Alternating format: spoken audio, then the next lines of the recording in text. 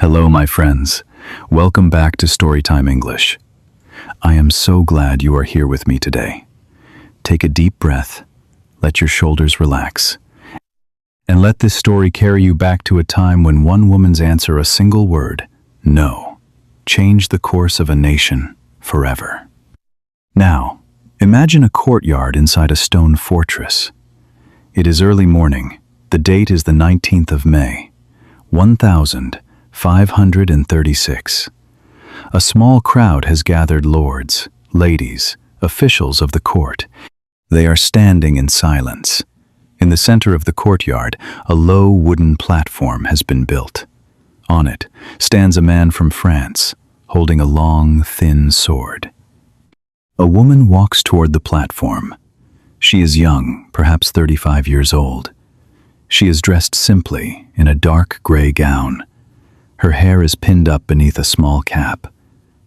She climbs the steps calmly. She does not cry. She does not scream. She kneels. She speaks her last words. She says, "I pray God save the king, and send him long to reign over you. For a gentler nor a more merciful prince was there never."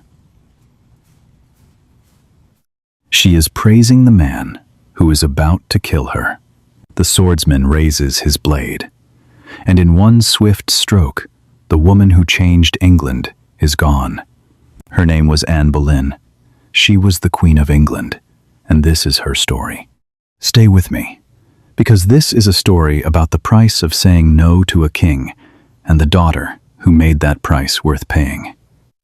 To understand Anne Boleyn, you need to understand the world she was born into, a world where women had almost no power, where kings answered to the Pope, and where saying the wrong word could cost you your life.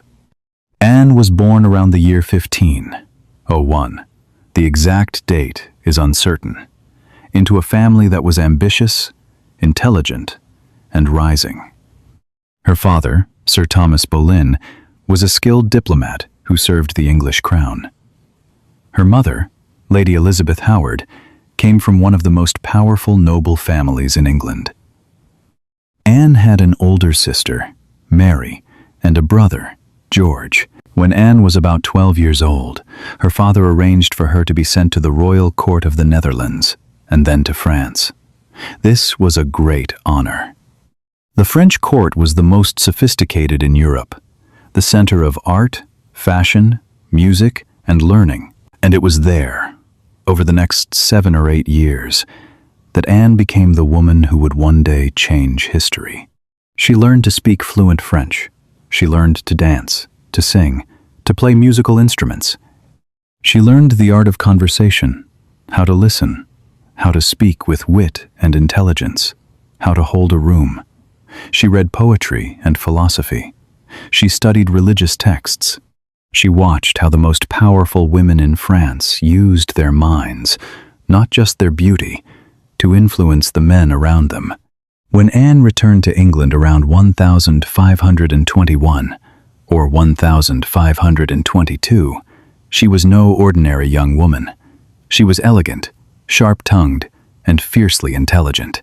She had dark hair, dark eyes, and a long, graceful neck. She was not considered the most beautiful woman at court. That reputation belonged to her sister Mary. But Anne had something more dangerous than beauty. She had presence. When she entered a room, people noticed. And one of the people who noticed was the King of England. His name was Henry VIII. He was tall, strong, and red-haired, a giant of a man in an age of shorter people. In his youth, he had been handsome and athletic. He loved hunting, jousting, music, and feasting. He could play the lute, compose songs, and debate theology and Latin. He was charming when he wanted to be, and terrifying when he did not. People said that his smile could light up a room, and his anger could empty one.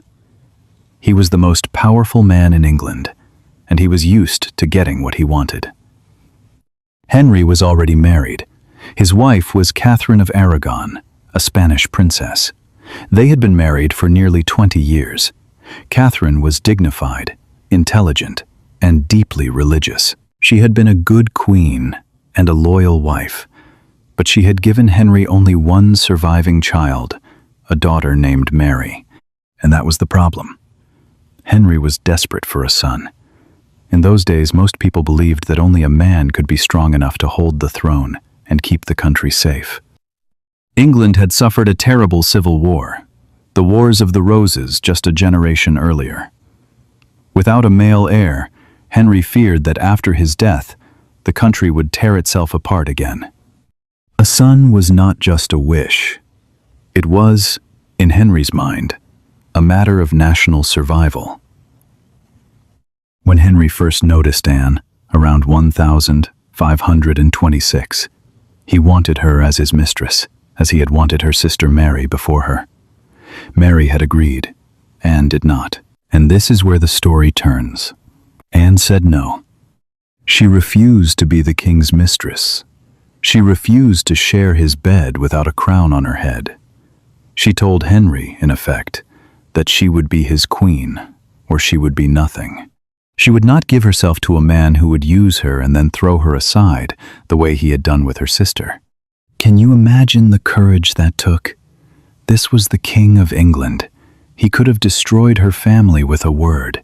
He could have sent her away, locked her up, ruined her reputation. But Anne stood her ground. She knew her worth, and she gambled everything on it. Henry was stunned. No one said no to the King of England. No one. And yet this dark-eyed woman with the long neck was looking at him and saying, very clearly, no. And then something happened that Henry did not expect. He became obsessed. The woman he could not have became the only woman he wanted. He wrote her love letters, passionate, desperate letters, some of which still survive today in the Vatican Library. In one, he wrote, "I beg you to give yourself body and heart to me." In another, he told her that her absence caused him more pain than I could ever have thought I would feel. He signed his letters with a heart drawn around her initials. Anne did not give in. She wrote back carefully, politely, but firmly. She waited. She understood that her power lay in the waiting, and Henry's desire slowly turned into a plan. He would divorce Catherine. He would marry Anne. And nothing, not the Pope, not the Catholic Church, not the most powerful rulers in Europe, would stand in his way. But there was a problem. A very large problem. In the 1500s, the Pope in Rome was the head of the Christian Church in Western Europe, and under church law, a king could not simply divorce his wife. He needed the Pope's permission, Henry asked. The Pope said no. The reasons were complicated. Catherine's nephew was Charles V, the Holy Roman Emperor, the most powerful ruler in Europe. Charles had recently sent his armies to Rome. The Pope was, in many ways, Charles's prisoner. He could not afford to anger Charles by granting Henry a divorce from Charles's aunt. Henry waited. He negotiated. He begged. He threatened. For 6 years, the Pope refused. And so Henry did something extraordinary. Something that no English king had ever done before. With the help of his advisors, especially a brilliant, ruthless lawyer named Thomas Cromwell, Henry broke away from the Catholic Church entirely. He declared that the Pope had no authority in England.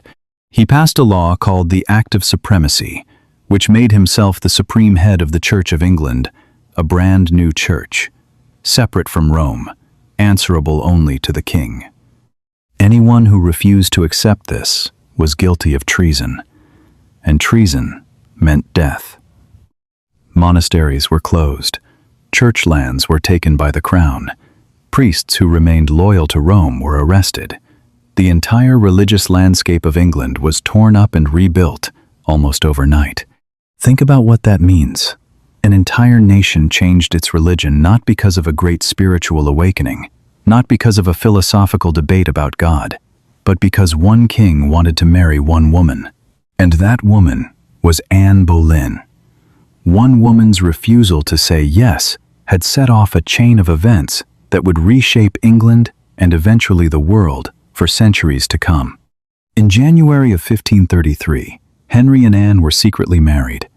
In May, the Archbishop of Canterbury, Thomas Cranmer, officially declared Henry's marriage to Catherine invalid. And on the 1st of June, 1533, Anne Boleyn was crowned Queen of England in a magnificent ceremony at Westminster Abbey. She wore a crown of gold and jewels. She was pregnant with the child who, Henry believed, would be his long-awaited son. On the 7th of September, 1533, Anne gave birth, but the baby was not a boy. It was a girl. They named her Elizabeth. Henry was bitterly disappointed. He needed a son. A daughter was, in his mind, a failure. He did not know, no one knew that this tiny girl would one day become Queen Elizabeth I, one of the greatest rulers England has ever known. Anne tried to give Henry a son. She became pregnant again, at least 2 more times. But the pregnancies ended in miscarriage, including one in January of 1536, when she lost a baby boy. Henry was devastated, and his eyes had already begun to wander. He had noticed a quiet, pale young woman in the court, named Jane Seymour. She was everything Anne was not: gentle, obedient, and silent. Henry wanted a way out, and the men around him gave him one.